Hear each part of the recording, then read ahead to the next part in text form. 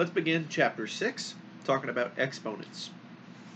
So an exponent is a tiny little superscript number. Superscript means it's written to the top of a number. Subscript would be down here. Superscript is up there. Sub, super. Super just means above in this context. So we're not worried about subscript numbers. That is a thing. It does exist later. But right now, let me tilt that so the glare isn't. There we go. Okay. So what an exponent is an expression of how many times a number is multiplied by itself. So 2 squared is the same as 2 times 2. 2 to the third is the same as 2 times 2 times 2. 2 to the fourth, 2 times 2, 4 times. So if we look at 2 squared is 4. 2 to the third is 8. 2 to the fourth would be 8 times 2 would be 16. So 2 to the fourth equals 16. Okay? I'm going to just do this a little bit more because they move right on into properties of exponents and stuff, and this is a pretty hefty concept, and if you don't get it yet, it's important that you do get what an exponent is and how it works. So let's do with 3. 3 to the 1 is just 3, right? 3 to the 2 is 3 times 3, which is 9. 3 to the third is 9 times 3, which is 27. And the 3 to the fourth is 27 times something, and I can't do that in my head, so I'm not gonna. A special rule that I just remembered is in play is a number being raised to 0. If it's raised to 0, the answer is 1. Any number whatsoever. 4 to the 0 is 1. 124 to the 0 is 1. There's probably some complicated mathematical reasoning behind why that's true, but I don't know it. I just know that this is a rule that I must accept, and so I do. 3 to the 0 is 1, 4 to the 0 is 1, any number to the 0 is 1. Okay, now we're going to move on to properties of exponents. And we jump feet first in with this problem. Now this might not look like anything to you, so let me explain what's going on.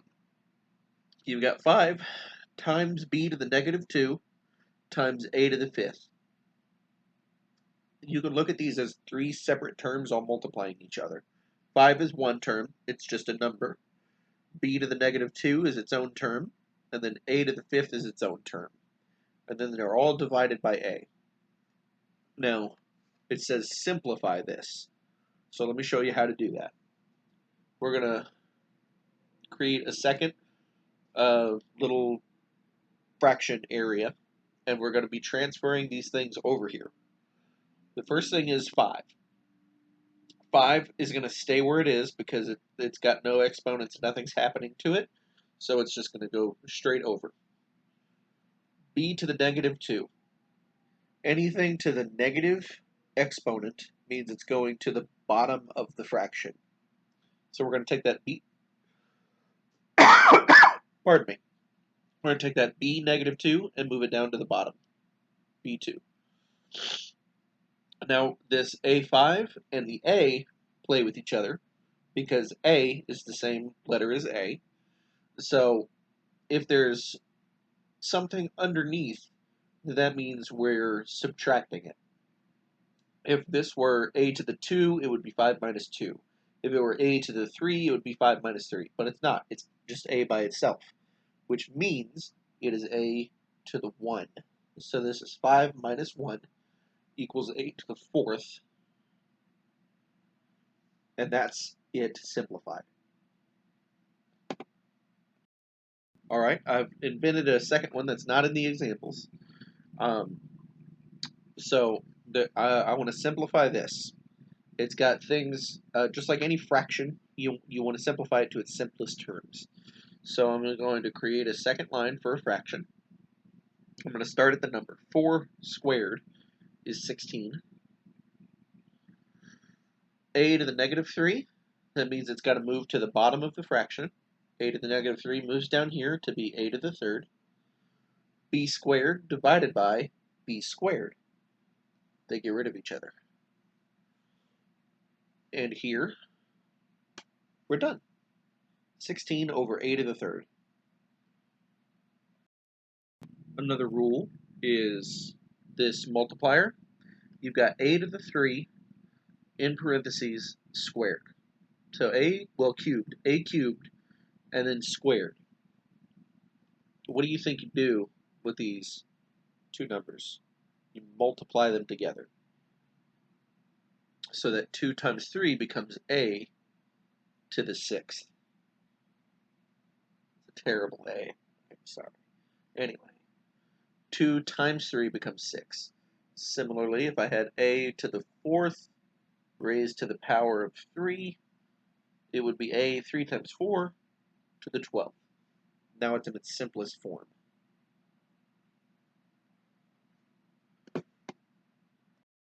And I tell you that to be able to do this one.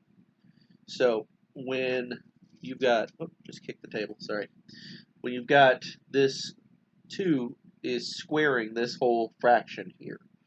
So what we're going to do is we're going to square the top of the fraction and we're going to square the bottom of the fraction. So 3b squared becomes, let me double check because I think you're supposed to square the number too. Yes. Like I said, you treat each little item as its own separate thing. So you square the 3 for 9. B squared becomes 2 times 2, b to the 4th, over a3, 2 times 3, a to the 6th. I believe we're understanding this correctly. Now, I double checked, this is indeed the answer. So, you go 3 squared, b squared squared, a cubed squared. And it becomes this. Okay, this is our next problem. See, it's starting to look really intimidating, but it's okay, we just take it one step at a time. So the 3 is on top, and there was no main number on bottom, so we just leave the 3. We're going to move that 3 over here. Oh, bumped. For a new fraction. And we're going to look at the next one, b. There's no b on bottom, so we just have to worry about this b. It's b to the 0, and anything to the 0 is times 1. It's just the number 1. So 3 times 1 is what that b becomes. Now we look at this y minus 3 divided by y over 6. If it's being divided, then you're subtracting the number. Negative 3 minus 6 gives you negative 9. And that means you put it on the bottom. So we put y to the 9th on the bottom. And then the last one is this a to the negative 2, but it's already on the bottom, right? A negative means you move it to the bottom. But if it's negative already, that means we're going to move it to the top. So a squared. And we can get rid of that 1, so we end up with 3a squared over y to the 9th. And I'm going to scroll down and double check. Perfect. That's exactly right. Okay. Let's see what else is next. All right. Now the next step is to evaluate an exponential expression. That means they give us this. This is the exponential expression because it's got an exponent. So we call it an exponential expression. And then they give us x equals 2 and essentially ask us to solve. So we're going to take this x, substitute in the 2. I'm going to rewrite it as negative 3 times 2 to the 3rd over 6. You always do the exponent first. And you put it in parentheses just to make it easier to understand that that's what you're doing. So 2 to the third is 2 times 2 times 2. That's 2 times 2 is 4. 4 times 2 is 8. So that's negative 3 times 8 over 6. So 3 times 8 is 8, 16, 24. Negative 24 over 6. 6, 12, 18, 24. Negative 4. And negative 4 is our final answer.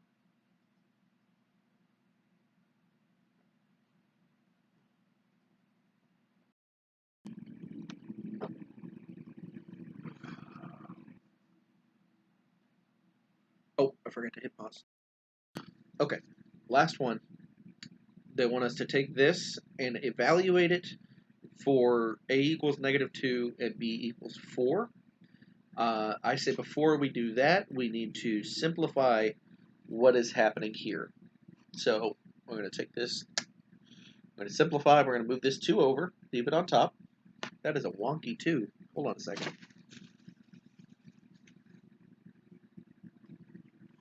Much better. This a to the negative 3 moves to the bottom, a to the third. This b stays on top. This b to the negative 1 moves to the top. So it's b times b, or b squared. B there, or b squared. Nice. 2 to the 0 is 1, so we can just ignore it.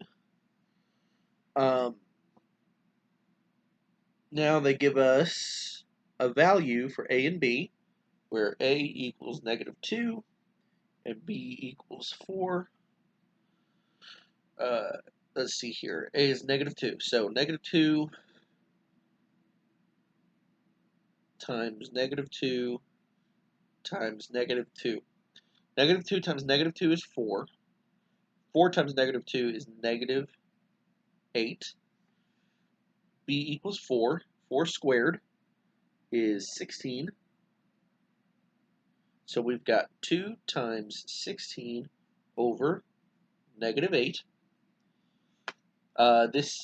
Before I multiply this, to me it's easier to divide 16 by 8 because you know that 16 is just twice 8. So I'm going to say take this 8 divided up into the 16 to get negative 2. And we get 2 times negative 2, and it equals 4 again.